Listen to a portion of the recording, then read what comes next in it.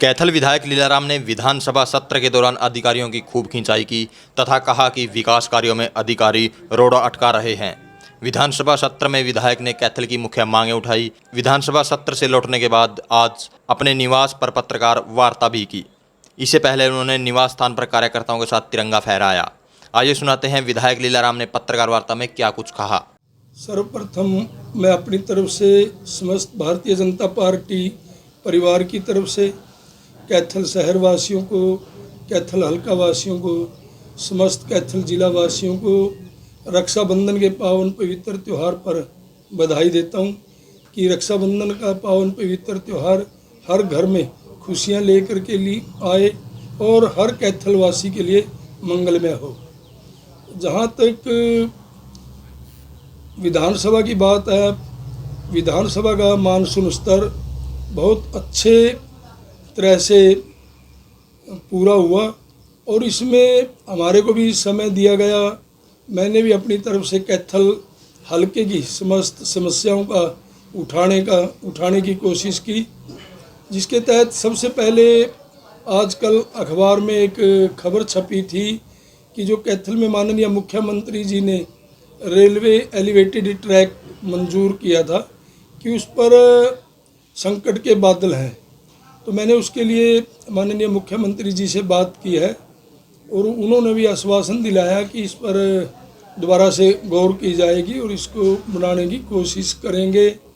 इसके बाद मैंने कैथल की एक पुरानी समस्या है सब्जी मंडी की, मैंने उसको भी विधानसभा में उठाया और पिछले स्तर में भी उसमें उठाया था और उस समय माननीय कृषि मंत्री जेपी दलाल जी ने आश्वासन भी दिया था कि कैथल में सब्जी मंडी बनाई जाएगी और उस मुद्दे को मैंने अब की बार भी उठाया और ये भी कहा कि हमारे पास सब्जी मंडी बनाने के लिए ज़मीन भी उपलब्ध है।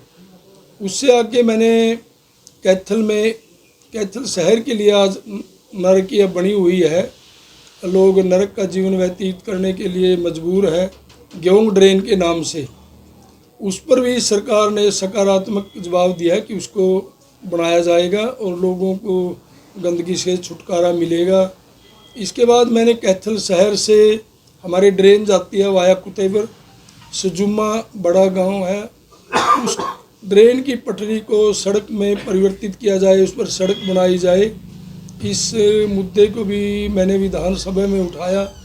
इससे आगे कैथल के बड़े गांव क्योड़क में सब तहसील का दर्जा दिया जाए और मैंने कैथल के लोगों की एक मांग भी है। कैथल बड़ा शहर है, 1,10,000 वोटर हैं कैथल शहर में और कैथल में कोई भी गवर्नमेंट कन्या महाविद्यालय नहीं है। इसकी मांग भी मैंने विधानसभा में उठाई है और कैथल का एक पुराना मुद्दा है जो सिटी स्क्वायर का, उस मुद्दे को भी मैंने विधानसभा में उठाया है। कैथल में कार पार्किंग की बात भी मैंने सरकार के सामने रखी है और सबसे विशेष बात यह है कि सरकार ने सभी पर सकारात्मक जवाब दिया है।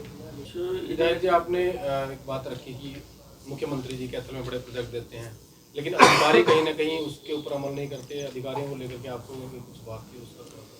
मैंने कल की अपनी बात में स्टार्टिंग इसी बात की थी कि माननीय मुख्यमंत्री जी की कथनी में करनी में कोई अंतर नहीं, उनकी नीति और नीयत साफ है, वो काम करना चाहते हैं।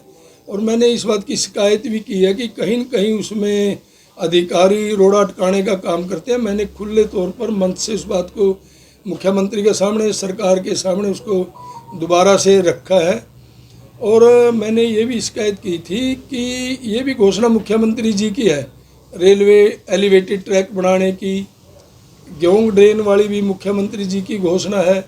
मैंने मुख्यमंत्री जी के सामने बात रखी थी क्योड़क ड्रेन की और माननीय मुख्यमंत्री ने उसी समय उसका 2 करोड़ रुपए बजट देने का काम किया। मैंने ये शिकायत भी कही कि मुख्यमंत्री महोदय, आपके नहर विभाग के कैथल के एससी कोई गोस्वामी है, वो उसमें रोड़ा अटका रहे हैं। मैंने उस बात को खोल करके बताया कि जगदीशपुरा गांव से उझाना तक 2 किलोमीटर की पटरी को सड़क बना दिया गया, क्योड़क से नीलम यूनिवर्सिटी तक सड़क बना दी गई, नीलम यूनिवर्सिटी से लेकर के गांव उझाना की पुल तक बीच का हिस्सा ये कह करके छोड़ दिया कि ये मंजूर नहीं है। मैंने सरकार के सामने यही बात रखी थी कि कभी ऐसे होता है कि दोनों सिरे मंजूर हों और बना दिए जाएं और बीच का हिस्सा ना मंजूर हो। सरकार ने या बड़े अधिकारियों ने आश्वासन दिया है कि हम इसको जल्दी बनाने का काम करेंगे और इसमें मैंने खुले तौर पर नहर विभाग के एससी की शिकायत करने का भी काम किया है। सर, तिरंगा उत्सव को लेकर सरकार द्वारा लोगों को जागरूक भी किया जा रहा है। आपकी तरफ से क्या अपील रहेगी और तिरंगा उत्सव महोत्सव को आप कहाँ 130-135 करोड़ भारतीय जानते हैं कि स्वतंत्रता को भारतवर्ष ने किस प्रकार से लाखों लाखों नौजवान साथियों ने अपने प्राणों की आहुति देकर, अपना बलिदानी दे करके देश को आज़ाद करवाने का काम किया है और इतनी बड़ी शहादतें दे करके ये तिरंगा हमने पाया है। तिरंगा भारत की आन बान शान का प्रतीक है और आदरणीय नरेंद्र भाई मोदी जी ने आज भारत के लोगों को पुनः जगाने का काम किया है कि ये हमारा स्वाभिमान है और ये हिंदुस्तान के हर घर की छत पर होना चाहिए। और आज देख रहे होंगे, मैं मीडिया के माध्यम से भी कहना चाहता हूँ कि आज आप देख रहे हैं पूरे हिंदुस्तान में हर वर्ग में जोश है। लोग अपनी दुकान पर, मकान पर, प्रतिष्ठान पर, अपने वाहन पर तिरंगा लगा रहे हैं और माननीय मुख्यमंत्री जी ने इस अभियान को 13 अगस्त से लेकर के 15 अगस्त तक और गति देने की लोगों से अपील की है।